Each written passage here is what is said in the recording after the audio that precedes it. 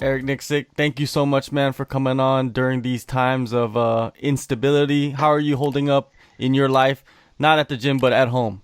It's been good. It's just one day at a time. It's nice because if you look at it as in a situation as a blessing, I would say, because I'm always at work, I'm always on the road, traveling and everything else. So in a weird way, man, it's a good time for me to reconnect with the family and try to get back into the home life as much as possible because us being on the road as coaches all the time, like we don't get this time. Have you been stocking up on things, doing your best imitation of a doomsday prepper?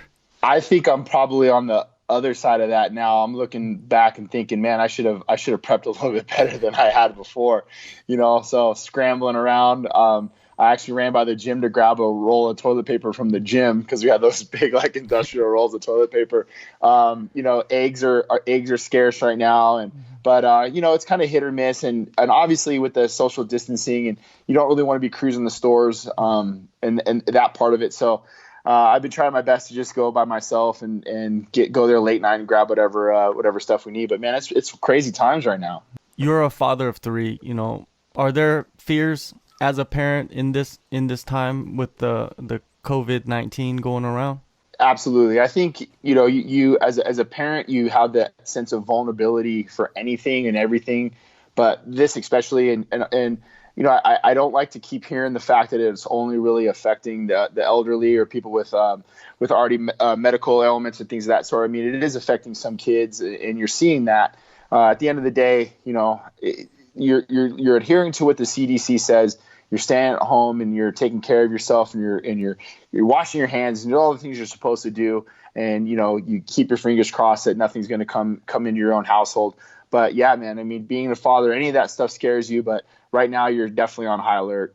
Having three children in a house kind of locked in most of the time, it must be crazy, it must be hectic. I'm a father and I only have one child, but three is a load right there. Yeah, I actually just took them to the gym, my gym, where obviously we're closed. There's nothing going on there, and I just put the two girls on the air runners and made them run sprint intervals just to get that energy out of them. And they're talking a little trash back and forth to each other today, and just causing their mom a lot of problems. So I'm like, all right, we're going to the gym. You guys are running sprints. Now, Las Vegas, it's a bustling city. Everybody knows there's always something going on there. But nowadays it's slow. The night, if you look at the strip, it looks like a ghost town. Have you driven by and just kind of soaked it in a little bit? Like, is it really happening like this? You know what? I haven't, and that's probably I probably should. I'm born and raised here in Las Vegas, so I've been here 40 years, man, and I've never seen anything like this. Obviously, with what happened on October 1 a couple years back, the city really rallied around each other and took care of one another. Obviously, this is something that's different. We're dealing with a pandemic and everything else, but at the same time, I was so proud of our town in a time when we needed to kind of come together. And you're kind of seeing that now. I think that Vegas strong echoes in this situation as well. Yeah, I feel like Vegas is more magnified there because it's so busy all the time compared to a smaller town, where most of the time there's nobody in the street, but there it's like everywhere all the time. It must have an eerie feeling if you do actually go out there and drive by. Yeah, no, I have to. Now you said that, I probably should go down there just to check it out. I've seen a lot of my friends like Gina Mazzani and Tim Elliott. They're like riding their one wheel, down the strip because there's nobody down there. Everybody's riding their bikes and stuff and hanging out. There's no one on the street. So, for the experience alone. But again, like, hey, you're told to stay indoors. I might just get in the car and cruise. All right, now Xtreme Couture, you're the general manager there on top of being a coach. But as a general manager, what were some of the tough decisions you had to make because of the pandemic? You want to cater to everybody. And I think that's the hard part is sometimes you have to say no, and sometimes you have to do what's best for the team as a whole or the gym as a whole. And in this particular situation, I felt that it wasn't up to us as fighters and coaches to continue to train and possibly put other people's health at risk. So that was the main concern, and that was the main, I think, emphasis for us to get across to everybody when they thought, like, well, why do we have to do this, and why this, and why that? And the good thing about it to me is that we decided to do that on a Sunday night, and I believe the word came down on a Tuesday that everything was going to close for 30 days. but I felt like it was the right thing to do to jump ahead of it, and the way it looked for us as a gym, that we care about our members. I've been there since day one, and there's a lot of members that have been there as long as I have, and we're a family. So I want to make sure we take care of our family. Yeah, I think coming from someone like you that has been there since day one, and a lot of the customers personally, Yeah. It's more believable when you say it compared to, I guess, a guy that just comes in and takes over later on, and while the business is successful already. Yeah, exactly. And I think that's the main thing is, people look to me for certain things, and I know that, like myself and Randy and Ryan, we're kind of the pillars of the gym and the team. And when it comes from us and somebody hears it the way we brought it, I feel like it resonated. And we just want to take care of everybody, and we don't want to be part of the problem. We want to be part of that solution here. You got fighters that are in training camp. What is the protocol for these individuals? Well, as of last week, we were training with a small group. So what I was doing was almost like buddy systems, if you will. So Pune Soriano has a fight coming up in May. He's obviously in camp. And then Montel Williams Jr. also has a fight, same weight class. And those two are very good training partners. So to kind of limit the amount of people in the gym, what I was doing was, okay, if you have a fight and you have a training buddy or somebody else that has a fight in the same weight class, let's pair you guys up. And let's schedule it out to where, it actually took a lot of time because we were scheduling out, so the gym wasn't full of people. At the most, a 24,000 square foot facility had at most 10 people in the gym at a time. And then we would kind of revolve that. And then, really with Francis and our fight, we were supposed to leave today and fly out for Columbus for Francis and Cody Stamen. Obviously that didn't happen. So those guys, as of last week, we just kind of played it by ear. If we were going to fight or not, we were going to train. But obviously we know how that kind of went down, and we just put everything on the back burner for now. With Pune Soriano, man, he's an interesting prospect. I believe like he's a guy that everybody should be watching right now, and you get to work with him. What stands out about him?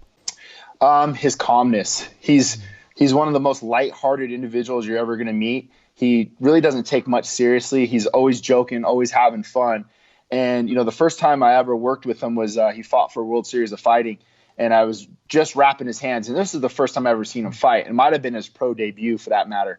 And here's a guy who's joking, laughing, and really lighthearted the entire week, all the way up until I got the gauze and tape on his hands. And this dude just flipped a switch. And I've never seen anything like it before. Went in there and just starched this guy, and then was right back to Puna again. So, here's a guy who can seriously, he'll make you laugh all the way up until that cage door closes and you're trying to try to take your head off. For him, he should just take the path of building himself up through the ranks? Or do you feel like, hey, man, he's probably ready for the top 20 if you put him in there? Yeah, he has that skill set. When you break him down, he really does. He has a wrestling pedigree, but he's knocking dudes' heads off. So behind the scenes, he's still working on his ground game and still keeping his wrestling sharp. But when you guys see him in the cage, all of his wins are by knockout, other than the Contender Series, where he actually went into some deep waters. So, it's almost kind of like we have this, trick in the hat. Like we just know, like we can always lean on is our wrestling and our ground game, because that's really where he actually shines. But his power is what's coming into play. So for me, I think cage experience is very valuable. I just cornered Marco Madsen, the silver medalist at the last T-Mobile. And the same thing with Mark. Mark was like, man, I wish I would have got him out in the first. And I was like, man, that's what everybody's dream is. But you got that 15 minutes of cage time. That's irreplaceable. No one gets that type of cage time like you did. And you had to fight back some adversity as well. So those things are important. And I think that's the same thing with Puna, man, is just the more cage time he can get, the better he's going to be. And you're going to start seeing him just shoot up that ranks. Mark, he broke his jaw during the fight. Did he tell you in the corner that his jaw was broken? No, but I could tell, like, the way it landed, you can hear it. And I was like, when it landed, me and Martin Campman both kind of like, I know Martin almost stood up like the fight was over, like he got knocked out. And then he got hit, and then his back was facing us, so I couldn't see his eyes. But I saw his body language right away, and it just kicked on right naturally to go in for a takedown. And then in the corner, Martin and then the other guy were in the corner together. So usually if I'm the third, I'll always watch the opponent to see if I can pick up any details on the opponent. But when I looked down, I saw Mark kind of spitting out a little bit of blood. And then, all of us just try to remain calm and not give him any indication that his jaw might have been broken, because we knew the third round was going to be the swing round there. So yeah, man, it was crazy. Like, I've never seen a competitor quite like Mark. He's a guy that he's Olympian, so the way he competes, the level he competes on is just something I've never seen before. And I knew, man, going into the third round, this guy was going to dig deep and he was going to pull it out. Yeah, totally different. I've interviewed both guys, Puna and Mark is I don't know, it's almost like he's like a villain from a Bond movie, like, For like sure. he's so like serious and but like he knows what he wants out of his career, because it's not like he's a young guy like Puna, he's a little bit older, so it's like Right. he kind of has this trajectory for himself, like he needs to get in there and get things done and move up in the ranks. But with the broken jaw, he's probably got some time now. Yeah, and you nailed it. I mean, that's exactly Mark. He's very diligent. He's very scheduled.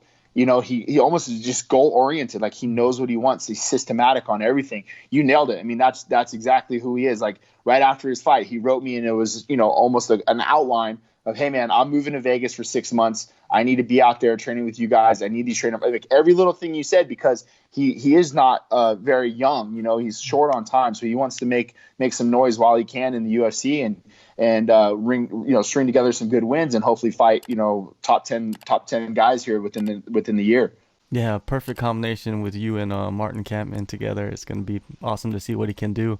Like at the team, or not at the team, at the gym, you're running team practices. That's a normal thing that happens every week, but you don't have that anymore. And I feel like a lot of fighters, they get camaraderie and motivation from those practices. Do you believe, having these practices, like not having them, is like one of the biggest obstacles for fighters these days? Absolutely. And that I was just talking to Jake Ellenberger today, and me and him were just going back and forth. He's like, dude, I just miss the team. Right. I feel the same way. Like, man, I miss the camaraderie. I miss being around the guys and the girls and joking around. And, there's something to say about a group of individuals working together to achieve a common goal. Right. I mean, Coach Follis used to always hammer that to us. That, yes, it's an individual sport once the cage door closes. But before that, man, we're only as good as the team and the people that we surround ourselves with. And that's what we're seeing right now is all of us yearn to be a part of something bigger than us. And that's it. That's Xtreme Couture. So right now for me is a lot of this, man. I'm on FaceTime. I'm eye to eye with them and talking to them the best I can and just trying to keep them motivated in certain ways. Making sure they're doing their road work. That's all we can control right now, right? If you don't have a home gym or you don't have guys that are willing to come over and roll with you in your garage, you got to hit your road work. You got to get your cardio in. You have to get your mental reps in. One of the biggest figures in the gym would be, of course, Francis Ngannou. You went through a long training camp with him. His fight was postponed. What are the vibes like when you talk with him about the situation that's going on? Same. He called me that night and he was bummed, man. Like, we thought we were going to be able to pull this off and fight at the Apex and hopefully put on a show for the American public. Like, there's nothing else going on. And he kind of wanted to be that light for everybody and go put on a show. And it just wasn't in the cards. And that's exactly it. You just said it. It was postponed. It wasn't canceled. And that was kind of what I was hanging on with him. And when I spoke to him, we did a lot. We worked hard. He busted his ass for 8 weeks. He did a lot of things he didn't want to do. And he submerged himself in a training camp. And he just wasn't able to show it yet. And that's what I told him. I was like, hey, man, look, no one can take away the hard work we put in. That 8 weeks is ours. We earned it. It's sweat equity for when we get to go fight. So just know that it's going to come sooner rather than later. And that work will never go away. With that said, Dana White just revealed that there is a location for UFC 249 on April 18th. There's a venue. But it's not going to have an audience. So, it is what it is. Would you be open to go with Francis and have that fight on that event, at that event? Yeah, man. If he's fighting, I got his back no matter what. Like, we always tell each other that, man, to hell and back. So if that means we're going to hell to fight, I'm going with him, and I'll lead the way. So it doesn't really matter to me where we are, where we go. I'll do whatever it takes. And, obviously I don't want to put my family at risk or anything like that. But at the end of the day, man, I made a sacrifice to him just as much as he made a sacrifice to me. And I'm always going to have that dude's back no matter what. Another fighter, on your roster is Dan Ige. He's on a 5-fight win streak. Incredible. Last fight, he showed a lot in that fight. Went through a lot of adversity, came back and won it. He's ranked now 15th. What makes sense for him next?